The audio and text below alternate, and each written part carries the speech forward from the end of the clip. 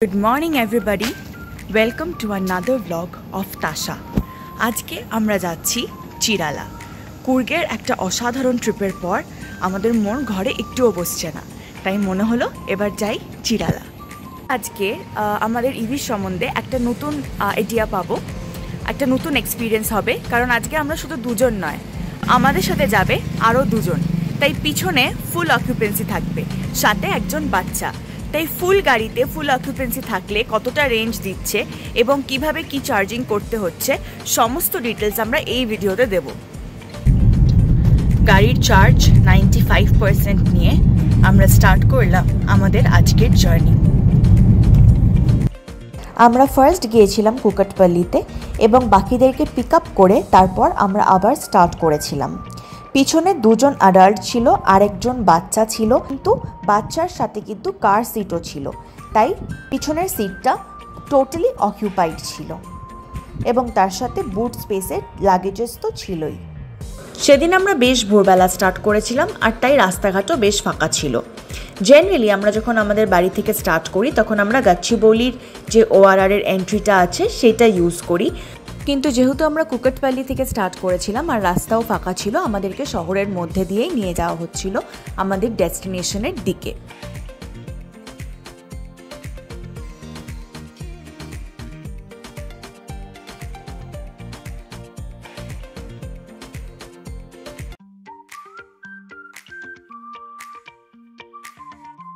তখনও অবধি গাড়িতে ফুল অকুপেন্সি থাকার সত্ত্বেও চার্জ কিন্তু খুব একটা বেশি ড্রপ করেনি, ইউজুয়াল যেরকম ড্রপ করে সেরকমই করছিল এবং আমাদের মেন ফোকাসটা ছিল পাওয়ার কনজাম্পশনের ওপর এবং একটা স্টেডি স্পিড আমরা মেনটেন করছিলাম, তার সাথে আমাদের রিজেনারেশনও কিন্তু অন ছিল।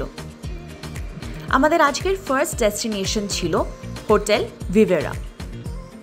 আমরা যখনই এই রুট দিয়ে ট্রাভেল করি আমরা জেনারেলি হোটেল ভিভেরাতেই স্টপ করি, কিন্তু ইনফরমেশনের জন্য বলে রাখি এর আগে কিন্তু 7 মিডওয়ে বলেও একটা ফুড হাব আছে, যেখানে চার্জিং স্টেশনসও অ্যাভেলেবল আছে।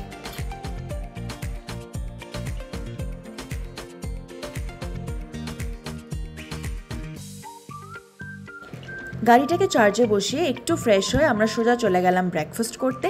ব্রেকফাস্টে আমাদের ছিল উপমা এবং পোঙ্গল, দুটোই কিন্তু বেশ হেভি খাবার ছিল এবং ফিলিং, আর তার সাথে ছিল 1 কাপ চা। আমাদের চার্জ কমপ্লিট করে এবার আমরা আবার স্টার্ট করছি। এই চার্জিং স্টেশনে 3 রকমের চার্জার্স আছে, একটা টাটা, একটা এখানে লায়ন চার্জার আছে ফর বাইকস, ইভি বাইকস, আর ওদিকে আরেকটা আছে হুন্ডাই। তো এখানে 3 রকমের চার্জার্স অ্যাভেলেবেল আছে। ইভেন হুন্ডাইয়ের যে চার্জারটা আছে সেটাতে কিন্তু বাসও চার্জ করা যায়। 100% চার্জ কমপ্লিট করে আমরা আবার স্টার্ট করলাম। একটা মজার কথা বলি, গাড়ির চার্জ যখন 100% থাকে তখন কিন্তু রিজেনারেশন কাজ করে না। গাড়ির চার্জ 86%-এ নামার পর তবেই কিন্তু রিজেনারেশনটা ঠিকভাবে ফাংশন করা স্টার্ট হয়।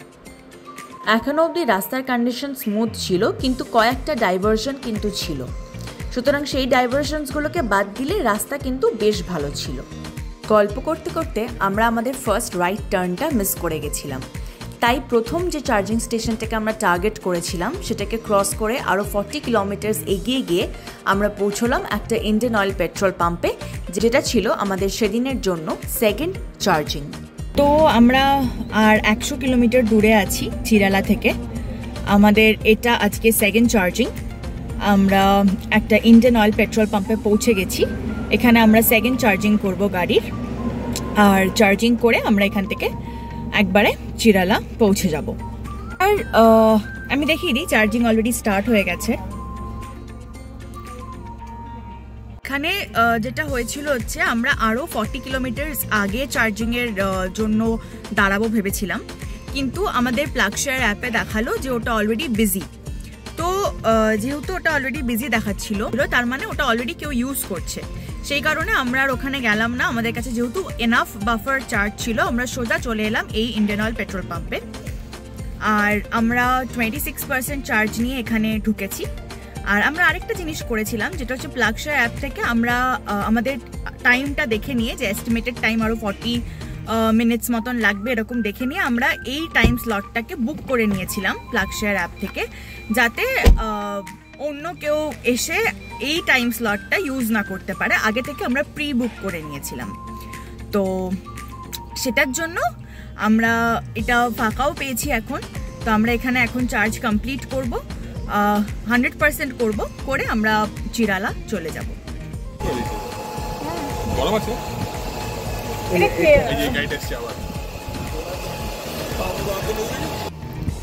আমরা এটাও এখানে টাটা পাওয়ারই চার্জ করছি। এখানে চার্জিং ডিটেলস দেখাচ্ছে। একটা মজার ব্যাপার হয়েছে, যেটা হচ্ছে এই যে এই গাড়িটা এখানে দাঁড়িয়ে আছে 1 কিলোমিটার আগে, যেখানে আমি বললাম যে এখানে অলরেডি একটা চার্জে গাড়ি আছে, বিজি ছিল, তার জন্য আমরা এখানে বুক করেছিলাম। তো সেখানে একটা ইউটার্নের কাট ছিল, তো সেই কাটটা আমরা মিস করি, কারণ আমাদের ফার্স্ট ইন্টেনশন ছিল এখানেই চার্জ দেওয়ার। কিন্তু তখন যখন আমরা এটা মিস করি তখনও কিন্তু আমরা এই গাড়িটাকে দেখেছিলাম এবং এই গাড়িটা সোজা চলে গেছিলো। তো ওরাও ডেফিনেটলি ওই আগের চার্জারটাতেই গেছিলো, কিন্তু যেহেতু আমরা আগে থেকে দেখে নিয়েছিলাম যে চার্জারটা বিজি আছে, তো তার জন্য আমরা ডিরেক্টলি এই চার্জারে চলে এসেছি এবং প্রি বুক করে এখানেই চার্জ দিচ্ছি। এবং যেহেতু একটাই গান আছে তার জন্য কিছু করার নেই, এই গাড়িটাকে ওয়েট করতে হবে, তাই এই গাড়িটা ওয়েট করছে। এবার it is all about presence of mind. তো আমরা যখনই দেখলাম যে হ্যাঁ ওটা প্লাগশেয়ার অ্যাপে অলরেডি বিজি বা কাটটা মিস হয়েছিল, তখনই ইনস্ট্যান্ট ডিসিশন নিলাম যে চার্জারটা বিজি আছে, তো এটার জন্য let's not opt for this charger and directly go to the next one. আর প্রি বুক করে নেবো যাতে অন্য কেউ এসে এখানে আগে চার্জ আমাদের টাইম স্লটে চার্জ না দিতে পারে। মানে কিন্তু আজকে টাইম কিল হওয়ার থেকে জিনিসটা বেঁচে গেল।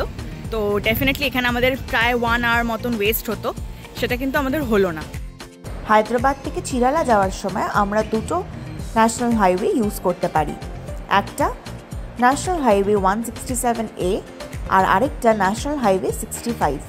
প্রথমটায় অলমোস্ট 350 কিলোমিটার্স মতন পড়বে আর সেকেন্ডটায় 400 কিলোমিটার্স মতন পড়বে, কিন্তু সেটা আমাদেরকে নিয়ে যাবে বিজয়ওয়াড়া এবং গুন্টুর হয়ে।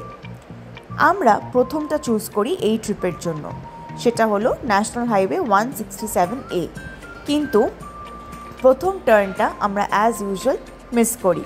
ফার্স্ট লেফট টার্নটা মিস করার জন্য আমাদেরকে তার 5 to 6 কিলোমিটার্স পরে সেকেন্ড লেফট টার্নটা নিতে হয় এবং সেই কারণে আমরা কিছুটা রাস্তা খুব বাজে পাই। কিন্তু আপনারাও যদি এই রাস্তাটা ইউজ করেন তাহলে ডেফিনেটলি ফার্স্ট কাটটা কিন্তু মিস করবেন না, তাহলে রাস্তা যথেষ্ট ভালো। কিছুক্ষণ পরে আমরা আবার ন্যাশনাল হাইওয়েতে গিয়ে উঠেছিলাম এবং রাস্তার কন্ডিশন আবার বেটার পেয়েছিলাম। কিছু কিছু জায়গাতে পটহোলস থাকলেও ম্যাক্সিমাম এরিয়াতেই কিন্তু বেটার রাস্তাই আমরা পেয়েছি। চার্জও একটু একটু করে ড্রপ করা শুরু করেছিল যখন গরমটা বাড়লো আর রোদটা বাড়লো, কারণ গাড়িতে ফুল ব্লাস্টে এসি চলছিল প্লাস ফুল অকুপেন্সি ছিল, বাট তার জন্য খুব একটা অসুবিধা হয়নি। এরপর আমরা আস্তে আস্তে সোজা গিয়ে পৌঁছলাম চিরালা। বাঁদিকে চিরালা স্টেশন ছেড়ে ডান দিকে টার্ন নিয়ে আমরা পৌঁছে গেলাম আমাদের হোটেলে। দূরে সমুদ্র সৈকত দেখতে পেয়েই কিন্তু বুঝে গেছিলাম আমরা পৌঁছে গেছি চিরালা। আমাদের আজকের ডেস্টিনেশন ছিল রিভেরিয়া রিসর্ট। ব্যাস আমরা পৌঁছে গেছি চিরালা। কলকাতার মানুষের জন্য আছে দীঘা, ঠিক সেরকম হায়দ্রাবাদের মানুষের জন্য আছে চিরালা। আমরা পৌঁছে গেছি চিরালা। আজকে আছি রিভেরিয়া রিসর্টে। এরপর আমরা ফার্স্টে চেক ইন করবো, এটা হচ্ছে রিসেপশন। পার্কিংটা আমি দেখিয়ে দিচ্ছি,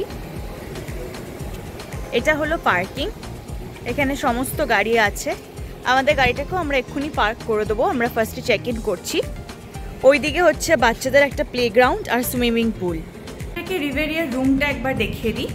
রিভেরিয়াতে কিন্তু সি ভিউ রুমও আছে, কিন্তু আমাদেরটা সি ভিউ রুম নয়, কারণ এত শর্ট নোটিসে ওই রুমগুলো পাওয়া যায় না। তো অনেকদিন আগে থেকে যদি আপনারা রুম বুকিং করে রাখেন তাহলে দ্যাটস ফাইন, বাট আমরা জাস্ট 3 দিনের শর্ট নোটিসে এসেছি। তো আমি রুমটা একবার দেখিয়ে দিই। বেশ স্পেশিয়াস আর সুন্দর। এই হচ্ছে একটা কাবার্ড টাইপের দিয়েছে যেখানে আমরা ব্যাগস রেখেছি। এখানে দুটো মাগ, কফি বা টি খাওয়ার সরঞ্জাম, এখানে একটা ইলেকট্রিক কেটল, এখানে একটা টিভি, এসি ওয়ার্কিং ফাইন, আর এখানে হচ্ছে একটা জানলা যেখান থেকে জাস্ট হোটেলের রিভিউ পাওয়া যাচ্ছে। আর এদিকে একটা সিটিং অ্যারেঞ্জমেন্ট আছে। এইটা হচ্ছে বেড, বেডের পাশে দুটো ছোট ছোট টেবিলস আছে। আর এইটা হচ্ছে ওয়াশরুম, ওয়াশরুমটাও বেশ স্পেশিয়াস আর সুন্দর বেশ। ওই দিকটাও আছে, ওটা বাথ এরিয়া, এটা হচ্ছে বাথ এরিয়া। এখানে একটা সিটিং অ্যারেঞ্জমেন্টও আছে। তো বেসিক্যালি খুব লাক্সারিয়াস। আর এছাড়াও যেটা আছে সেটা হচ্ছে একটা ছোট বারান্দা। তো এই বারান্দাটা স্মোকিং এরিয়া বা একটু লেজার টাইম স্পেন্ড করার জন্য ইটস ফাইন। এখানে একটা সিটিং জায়গা আছে। আর এখান থেকে সেরকম কিছু ভিউ দেখা যাচ্ছে না, বাট হোটেলটাই দেখা যাচ্ছে আর কি। বাট হাওয়া দিচ্ছে এই দরজাটা থেকে। আর আমাদের মেন দরজা হচ্ছে এইটা। তো এইটা হচ্ছে মেন দরজা।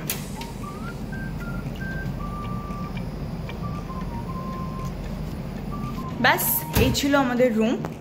এরপর আমরা যাব হোটেলে, লাঞ্চ করব ফার্স্টে, এবং তারপর ইদার আমরা বিচে যাব বা আমরা পুলে যাব। এরপর আমরা চলে গেলাম লাঞ্চ করতে। রিসর্টেই লাঞ্চের জন্য রেস্টুরেন্ট অ্যাভেলেবল ছিল এবং সেখানে লাঞ্চ করে আমরা বেরিয়ে পড়লাম চারিপাশটা এক্সপ্লোর করতে। এখানে একটা খুব সুন্দর লন আছে। তো এখানে যদি বার্থডে বা অ্যানিভার্সারি কেউ সেলিব্রেট করতে চায়, আর সে যদি সমুদ্রের বিচে সেলিব্রেট করতে চায়, তাহলে স্টার্টিং প্রাইস হচ্ছে 7000 রুপিস। এটা একটা ইনফরমেশন। আরেকটা হচ্ছে এখানে বার্থডে বা যে কোনো অ্যানিভার্সারি বা যে কোনো ওকেশন কিন্তু সেলিব্রেট করা যায়। নেক্সট এখানে একটা খুব সুন্দর দোলনা আছে। এই দোলনাগুলো বেশ সুন্দর, ভালো লাগে দেখতে। সোজা সামনে চলে গেলে সমুদ্র। আর এখানে হচ্ছে পুলটা, একটা পুল আছে। এই পুলটা হচ্ছে বাচ্চাদের জন্য, বাচ্চারা এই পুলটা ইউজ করছে। এটা ডেপথ কম। এখানে বেশ বসার সুন্দর জায়গা আছে। আর এইটা হচ্ছে বড়দের পুল। তো এখানে এই পুলটা বড়রা অ্যাক্সেস করতে পারে। আর ওইখানে হচ্ছে একটা মেল লকার রুম, আর ওই দিকে আছে ফিমেল লকার রুম। তো এমনি এখন যেটা দেখতে পাচ্ছি সেটা হচ্ছে পুলের কন্ডিশন ভালো, পুলের জলটা ক্লিন আছে।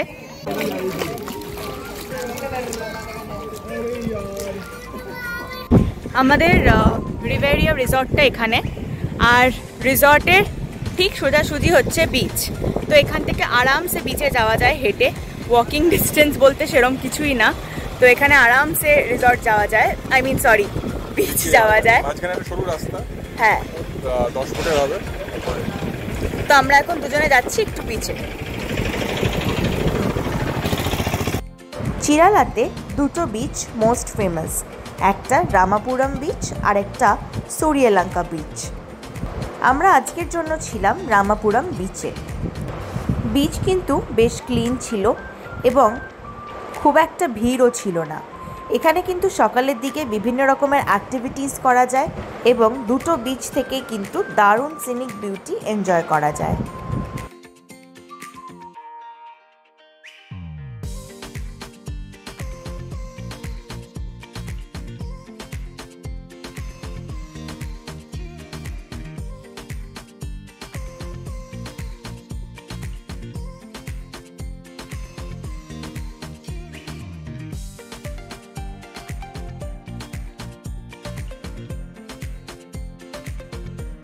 কিছুক্ষণ বিচের সৌন্দর্য উপভোগ করে আমরা সোজা চলে গেলাম পুলে এবং পুলে সবাই মিলে বেশ কিছুক্ষণ এনজয় করলাম।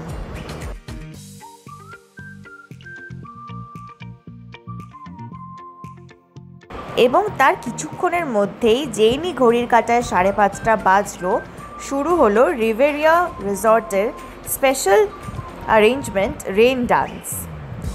আর কি, আমরাও চললাম রেইন ডান্সে এনজয় করতে। ভেবেছিলাম যে হয়তো শুধু ওইটা রেইন ডান্স এগুলো সব হয়তো নর্মাল খেলার জায়গা, বাট না, এই পুরোটা রেইন ডান্স। তো এটা একটা দারুণ মজার জিনিস, প্রচণ্ড আনন্দ হচ্ছে। 5:30 থেকে 7:30 অবধি হয়, সুতরাং আপনারা যদি রিভেরিয়াতে থাকেন এটা কিন্তু একদম মিস করবেন না।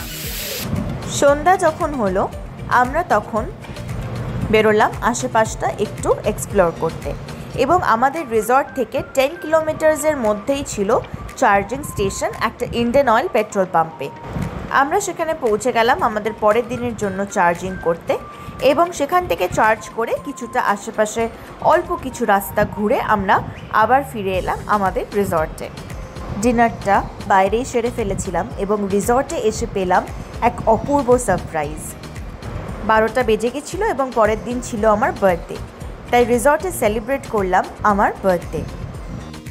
দিনটা এভাবেই শেষ হলো এবং পরের দিন সকালে ছিল আমাদের হায়দ্রাবাদ ফিরে যাওয়ার পালা। রিসর্টে আমাদের ব্রেকফাস্ট কমপ্লিমেন্টারি ছিল, তাই সকালবেলা পৌঁছে গেলাম ব্রেকফাস্ট পয়েন্টে, এবং সেখানে আমরা ব্রেকফাস্টে নিলাম চাউমিন, তার সাথে ইডলি, বিভিন্ন রকমের অপশনস ছিল এবং তার সাথে কিন্তু গরম গরম চাও অ্যাভেলেবেল ছিল। তো একটা দারুণ ব্রেকফাস্ট করলাম আমরা, একদম সমুদ্রটার ভিউ পুরোপুরি পাওয়া যাচ্ছে, বেশ হাওয়াও দিচ্ছে, হ্যাঁ রোদ আছে, গরম আছে, কিন্তু ওই আর কি বিকেলবেলা হয়ে গেলে ভালো ওয়েদার। আর এই সকালবেলা মোটামুটি 8টা 8:30 অবধি তাও ঠিক আছে, এরপর খুবই গরম বেড়ে যায়। যাই হোক, আমাদের আজকের মতন বা এই বারের মতন চিরালা ঘোরা এখানেই শেষ। তবে জায়গাটা আমাদের খুব ভালো লেগেছে, আমরা আবার আসব এবং আপনাদেরকেও বলবো আপনারা একবার আসুন এখানে, ঠিক অনেকটা মন্দারমণির মতন লাগবে। তো খুব ভালো লাগলো এখানে এসে, একটা দারুণ সময় কাটালাম, একটা দারুণ বার্থডে কাটালাম। এখন আমরা এখান থেকে চেক আউট করবো, করে একটা দারুণ রোড ট্রিপ করতে করতে বাড়ি ফিরে যাব। কিন্তু একটা ইনডোর গেম রুমও আছে, তার সাথে একটা বড় লনও আছে পিছন দিকেও, সামনের দিকে তো আছেই, পিছন দিকেও কিন্তু একটা আছে। সুতরাং এখানে যদি কেউ কিছু সেলিব্রেট করতে চায় সেটাও সেলিব্রেট করতে পারে। আর এটা হলো পার্কিং এরিয়া। আমরা এখন এখান থেকে স্টার্ট করব, মেন গেট দিয়ে এক্সিট করব।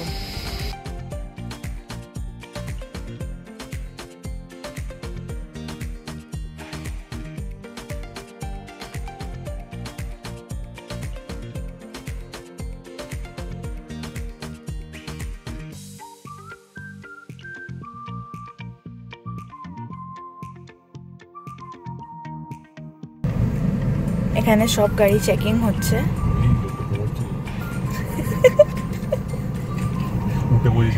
এটা হচ্ছে বাপাতলা ডিস্ট্রিক্টে ঢোকার চেকপোস্ট, বেরোনোর চেকপোস্ট।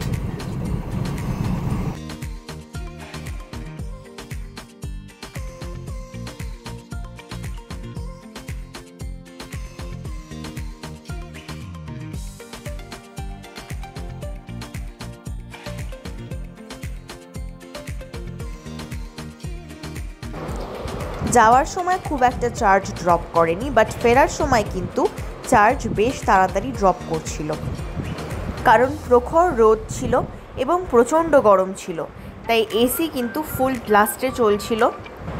আমরা ফোকাস করছিলাম পাওয়ার কনজাম্পশনটা স্টেডি রাখতে, এবং সেইভাবেই আমরা টার্গেট করে পৌঁছে গিয়েছিলাম আমাদের ফার্স্ট চার্জিং স্টেশনে। আমাদের ফার্স্ট চার্জিংয়ে পৌঁছে গেছি। এটা আবার একটা ইন্ডিয়ান অয়েল পেট্রোল পাম্প, ওই যে আমাদের গাড়ি, আর চার্জার হচ্ছে এদিকে। তো গাড়িটা এখন চার্জ হবে, চার্জ হওয়ার পর আমরা আবার স্টার্ট করব।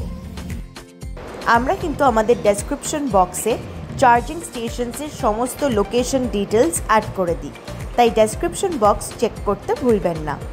এরপর চার্জ কমপ্লিট করে আমরা আবার স্টার্ট করলাম এবং কিছুক্ষণ পরে পৌঁছে গেলাম আমাদের সেদিনের জন্য সেকেন্ড চার্জিং হোটেল ভিভেরিয়াতে। আবার এসছি ভিভেরিয়া, এটা হোটেল ভিভেরিয়া।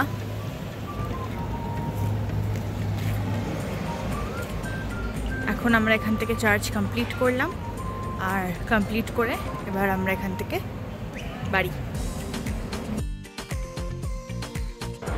তেলেঙ্গানা ঢুকতেই আমরা বেশ ঝিরিঝিরি বৃষ্টি পেয়েছিলাম এবং কিছু স্ন্যাক্স খেয়ে আমরা ওখান থেকে আবার স্টার্ট করেছিলাম। এরপর আমরা সোজা গিয়েছিলাম কুকাটপল্লি, যেখান থেকে আমরা বাকিদেরকে পিক আপ করেছিলাম। তাদেরকে আবার ড্রপ করে আমি পেয়েছিলাম আবার একটা সারপ্রাইজ।